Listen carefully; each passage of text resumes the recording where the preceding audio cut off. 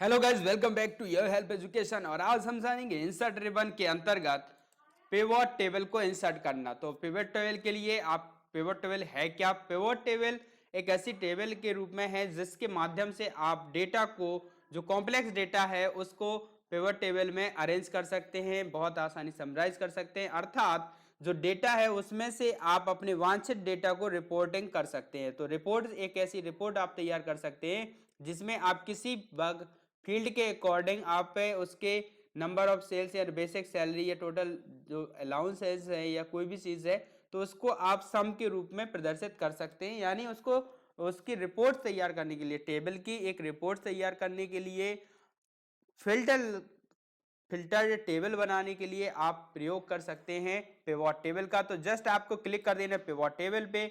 यहाँ पे आएगा सिलेक्ट टेबल और रेंज, तो आप रेंज सेलेक्ट कर लेंगे या उस टेबल को सिलेक्ट कर लेंगे जो टेबल आप प्रदर्शित करना चाहते हैं एज अ फिल्टर के तौर पे। तो आपने टेबल को सिलेक्ट कर लिया। टेबल सेलेक्ट करने के बाद आप पहुंचेंगे कहाँ पे आप इस पिवोट टेबल को प्रदर्शित करना चाहते हैं, न्यू वर्कशीट पे या एग्जिस्टिंग वर्कशीट पे। इसी पे अगर करना है तो एग्जिस्टिंग करेंगे, न्यू पे करना है तो न्यू पे। तो न्यू वर्कशीट पे कर दिया, ओके पर क्लिक किया।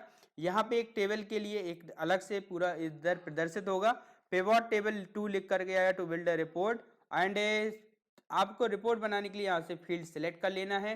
फॉर एग्जाम्पल मैंने यहाँ पे पहले सेलेक्ट कर लिया डिपार्टमेंट को, तो मैंने डिपार्टमेंट को रोज में डाल दिया। एंड डिपार्टमेंट को रोज में डालने के बाद अब यहाँ पे नेम दे देता हूं अकॉर्डिंग टू कॉलम्स। तो कॉलम्स में दे देने के बाद आप देखिए इस तरह से अलग अलग कॉलम्स में आएगा। मैंने इसको अलग किया और रोज रोज में डाल दिया। तो देखिए डिपार्टमेंट वाइज रोज में यहाँ पे डेटा व्यवस्थित हो गया है। गगनप्रीत कौर एचआर डिपार्टमेंट में, Rahul Bajaj manager sales executive में यहाँ पे आ जाएगा, सर्विस डिपार्टमेंट में इस तरह से। तो सर्विस इसके डिपार्टमेंट वाइज एम्प्लॉय नेम प्रदर्शित हो जाएंगे जब मैंने रो में डाल दिया। एंड बेसिक सैलरी को जैसे मान लीजिए यहाँ पे मैं चाहता हूँ सैलरी लाना, तो जस्ट यहाँ पे आऊंगा और सिलेक्ट करूंगा बेसिक सैलरी को, जिसको मैंने कॉलम में डाल दिया है। कॉलम में डाल देने के बाद यहाँ पे देखिए इस तरह से ये सैलरी जो है वो प्रदर्शित हो जाएगी। अगर आप इसके सम के रूप में लाना चाहते हैं तो बेसिक सैलरी को वैल्यूज में ले जाइए, काउंट ऑफ बेसिक सैलरी यहाँ पे प्रदर्शित हो जाएगी, यानी number of basic salary. And sum of basic salary पे दोबारा से जाएंगे और यहाँ पे क्लिक कर देंगे। तो यहाँ पे देखिए काउंट ऑफ बेसिक सैलरी 2 आ रहा है, जबकि इसे सम के रूप में चाहिए। तो सम के रूप में आप यहाँ पे वापस आएंगे और इसको डिलीट कर देंगे, रिमूव फील्ड पे क्लिक करके, और यहाँ से आएंगे व्यू फील्ड सेटिंग्स पे आएंगे और यहाँ पे आ रहा है जैसे काउंट ऑफ बेसिक सैलरी, तो हमें यहाँ चाहिए सम, तो सम पर क्लिक कर देंगे और सम ऑफ बेसिक सैलरी ओके कर देंगे। तो यहाँ पे सम ऑफ बेसिक सैलरी प्रस्तुत हो जाएगा। एंड नेक्स्ट इज अगले पे आएंगे, तो अगले कॉलम के लिए हमें मान लीजिए इसमें चाहिए है डीए, तो डीए पे आप जाएंगे, सम ऑफ डीए आ जाएगा। एचआरए पे जाएंगे तो सम ऑफ एचआरए आ जाएगा और टोटल सैलरी पे क्लिक करेंगे तो यहाँ पे टोटल सैलरी प्रस्तुत हो जाएगी।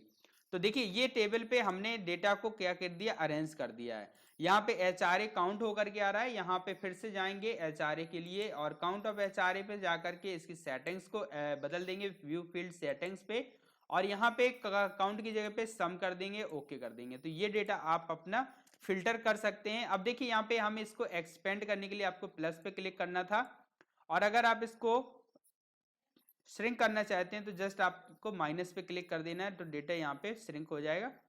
सेल्स में देखिए total salary, sum of basic salary यहाँ पे आ रहा है, सर्विस में, मैनेजर पे, एचआर में। तो आप यहाँ से ये सब चीज़ें कर सकते हैं। और अगर आप सेल्स पे क्लिक करेंगे तो यहाँ पे सम जो है वो 2,17,000 और सभी के अलग अलग सैलरी, जैसे दीपक मौर्य की कितनी है, दीप्ति भदौरिया की कितनी है, तो यहाँ पे अलग अलग डेटा आ जाएगा। और आप जैसे उसको चाहें वैसे आप इसको प्रिंट भी कर सकते हैं। तो जस्ट आपको फाइल पे जाना है और प्रिंट पे क्लिक कर देना है। प्रिंट पे आप देखेंगे कि यहाँ पर प्रीव्यू में वही चीज़ यहाँ पे दिखाई देगी। जस्ट आपको यहाँ पे पेज ओरिएंटेशन, पेज का टाइप और लेटर टाइप यानी पेज का साइज, मार्जिन, ये स्केलिंग सेट करके आप प्रिंट पे क्लिक कर देते हैं। अगला जो ऑप्शन है इंसर्ट टेबल में, इसके अलावा भी आप पिवट टेबल को डिटेल में समझने के लिए आप पिवट टेबल वीडियोस जिसे मैं आगे आपके लिए प्रस्तुत कर दूंगा, आप उसको देख सकते हैं। तो सबसे पहले अगला जो है ऑप्शन वो है रिकमेंडेड पिवट टेबल। इस पर क्लिक करके आप जो डेटा सोर्स है उस पर कोई दूसरी जो टेबल फॉर्मेटेड रहती है उसको आप ला सकते हैं। तो मैंने यहाँ पे सिलेक्ट कर लिया है टेबल 2 को एंड ओके पर क्लिक कर दिया। और यहाँ पे देखिए, यहाँ पे इस तरह से लेबल आ रहा है, तो आप इसी को किसी को भी सिलेक्ट कर सकते हैं। तो मैंने दोबारा से गया और इसको पूरी टेबल को सिलेक्ट करूंगा। तो फिर से जाऊंगा रिकमेंडेड पिवट टेबल पे और यहाँ पे टेबल रेंज पे सिलेक्ट कर लेंगे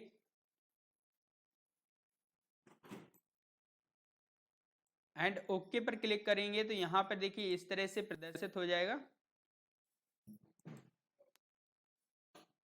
यहाँ पे रिकॉग्नाइज डेटा मांग रहा है, तो आप इस इधर पे टेबल को सिलेक्ट करेंगे, फिर से वापस आएंगे और यहाँ से टेबल को नाम के साथ में यहाँ सिलेक्ट कर लेंगे, ओके कर देंगे।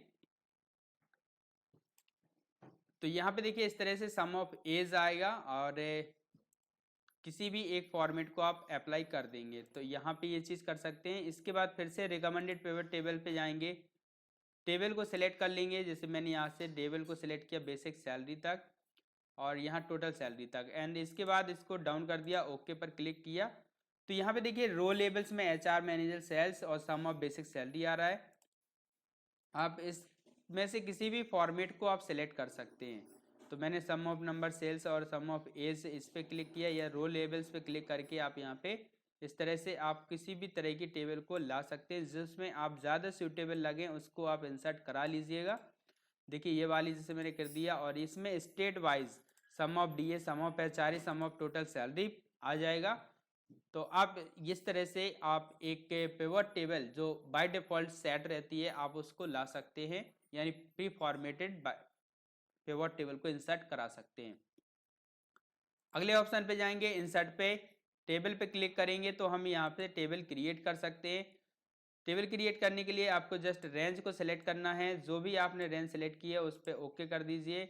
माय टेबल हैज़ हेडर्स पे यहाँ चूंकि हेडर लिए नहीं है, ओके कर देंगे। तो इस तरह से ये टेबल के रूप में क्रिएट हो जाएगी।